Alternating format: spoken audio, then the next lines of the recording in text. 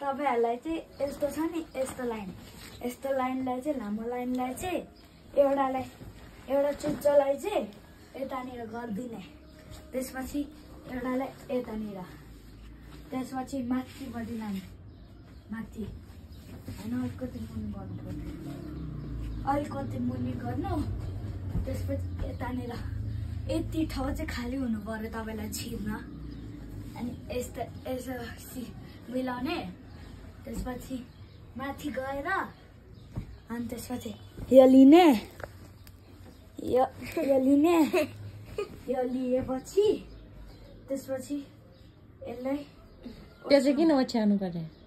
ओछ्याउनु पर्ने भाइको सिरानी लिने भाइको सिरानी लिएपछि अनि यसलाई भित्र छिराउने